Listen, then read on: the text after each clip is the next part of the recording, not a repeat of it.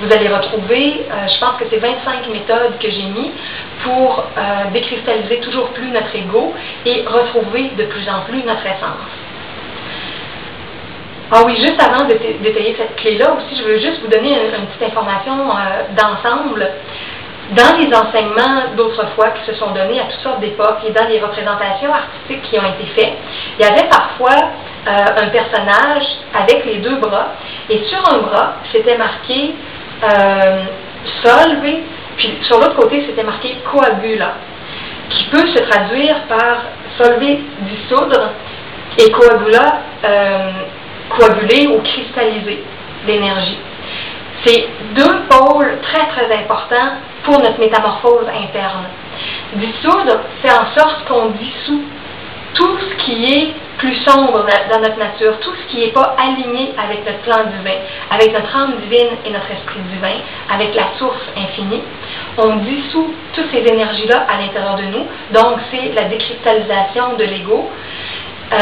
Et les gens parfois ont peur de faire mourir leur ego en se disant « je ne serai plus rien », mais c'est pas vrai. Quand l'ego meurt de plus en plus, qu'est-ce qui émerge chez notre essence de lumière?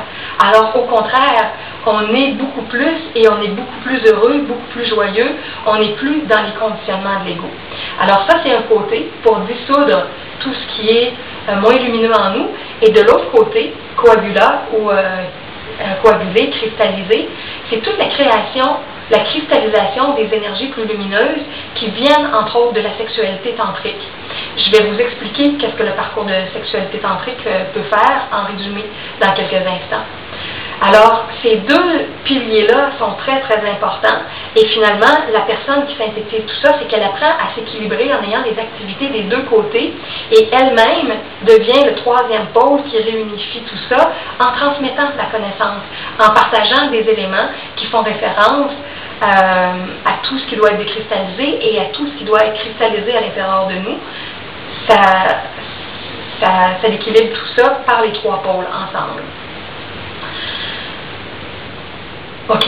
Alors, si je reviens à la première clé qui est la décristallisation volontaire de l'ego, ce qui est utile de comprendre, c'est que notre ego, c'est la partie à l'intérieur de nous qui est responsable de toutes nos souffrances, de toutes nos blessures, de toutes nos inconsciences, du fait que la vie est plus lourde. L'ego à l'intérieur de nous, c'est des attachements au passé, une mémoire qui garde différents types de souffrances, c'est des répétitions d'expériences au lieu de s'ouvrir au nouveau puis aller vers autre chose, c'est les dépendances à la matière plus dense pour avoir toutes sortes d'abus de consommation, que ce soit dans la nourriture, dans l'alcool, dans la drogue, consommation aussi dans le sexe, des abus dans le sexe. C'est comment, à un moment donné, on devient fasciné par la densité, par le corps physique, et qu'on oublie tout ce qui est plus subtil à l'intérieur de nous, et comment on peut se nourrir d'énergie plus subtile. Notre ego, c'est aussi toutes nos peurs. Dans le texte, Vivre dans son essence, j'ai fait différentes descriptions pour aider les gens à comprendre davantage qu'est-ce que c'est. Mais comme je disais, il ne faut pas avoir peur de décristalliser l'ego dans la mesure où on ne va pas disparaître. C'est juste la partie conditionnée, la partie souffrante, la partie répétitive en nous qui va se défaire pour qu'on soit capable d'aller de façon beaucoup plus légère vers des nouvelles avenues. La décristallisation de notre ego aussi, ça nous permet vraiment de libérer notre potentiel d'essence parce que toute notre énergie qui se cristallise dans des volets d'ego. Il y a entre autres aussi les 7 grands péchés capitaux qu'on appelle, qui sont associés à l'ego, les 7 grands défauts, la gourmandise, la luxure au niveau de la sexualité, l'orgueil, la paresse, l'envie des gens, la convoitise matérielle et la colère.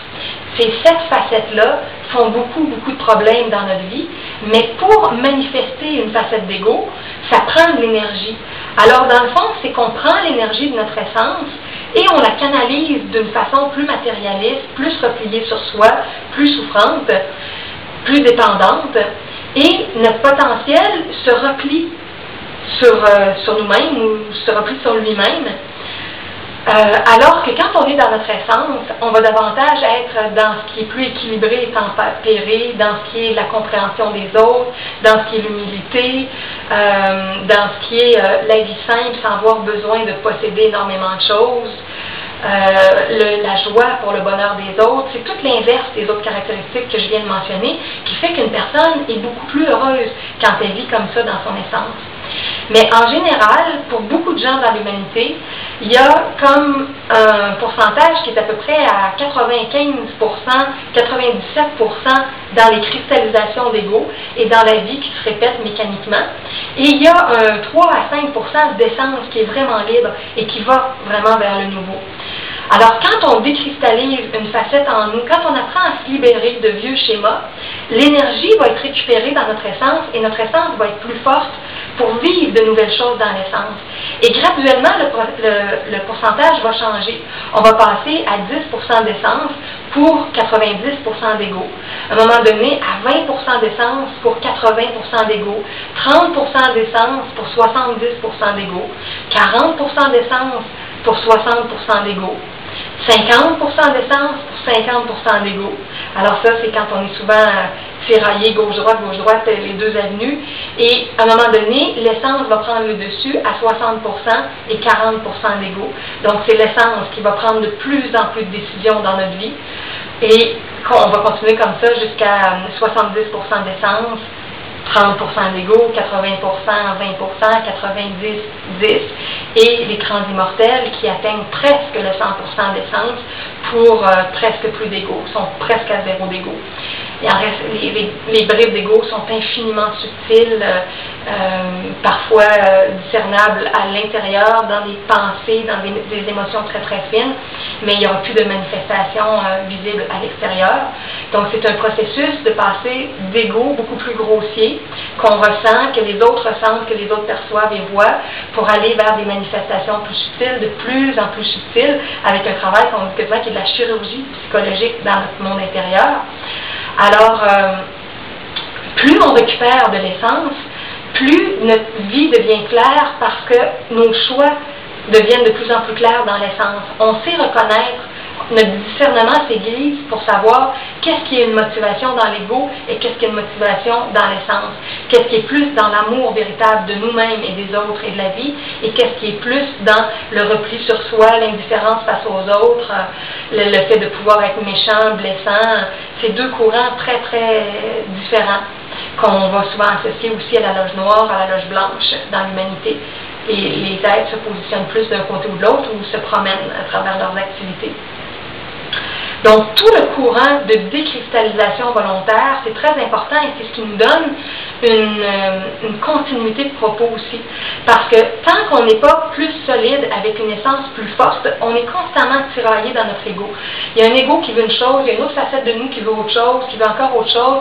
On fait une promesse, il y a une autre partie de nous qui va la défaire, qui va avoir d'autres propos, qui va l'oublier. On n'a pas de continuité vers un objectif vraiment lumineux. Et quand on est vraiment plus aligné dans notre essence, on est poussé dans une direction, puis on trouve la volonté et l'énergie pour avancer vraiment, parce qu'il y a une énergie plus forte qui est cristallisée dans l'essence de lumière qui nous guide.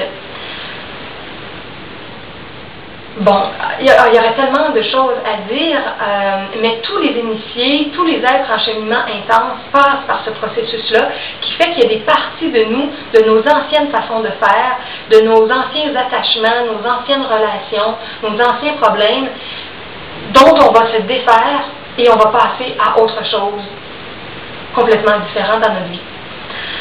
Je vois le temps qui file et qui file. Je vais entrer maintenant dans la deuxième clé, qui est la sexualité tantrique ou alchimique, la naissance intérieure, la renaissance intérieure.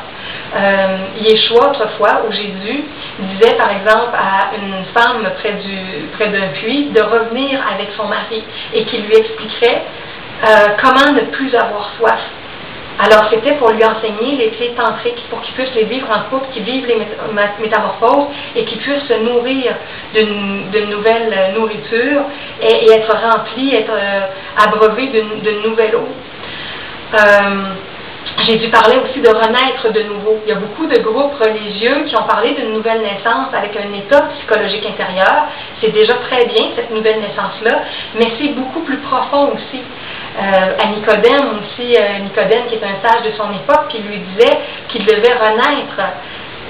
Et il se demandait comment on peut renaître quand on est déjà né, quand on est déjà dans un corps. Alors ce sont des nouvelles énergies à l'intérieur de nous qui naissent et qui se cristallisent. Dans l'évangile de Philippe également, dans les évangiles plus récents qui ont été trouvés, il y a beaucoup d'éléments sur la chambre nuptiale. Et tout ça fait référence à l'enseignement qui était moins dévoilé autrefois, qui était en lien avec la sexualité tantrique, avec le couple. Le message originel du christianisme, de Yeshua, de Jésus, n'a jamais été de pousser les gens vers le célibat ou vers la chasteté. C'était de leur apprendre à vivre dans des états de plus en plus spirituels, de plus en plus sacrés, la sexualité, et comment ça pouvait devenir un tremplin pour les métamorphoses spirituelles. Alors la sexualité tantrique, c'est extraordinaire parce que on se réconcilie dans notre sexualité avec la spiritualité. On a dit ça, c'est plus les deux mondes. Et on réalise vraiment que la sexualité est un tremplin parce que quand elle est vécue tantriquement, elle nous donne tellement d'énergie que tout notre potentiel multidimensionnel se développe de façon accélérée.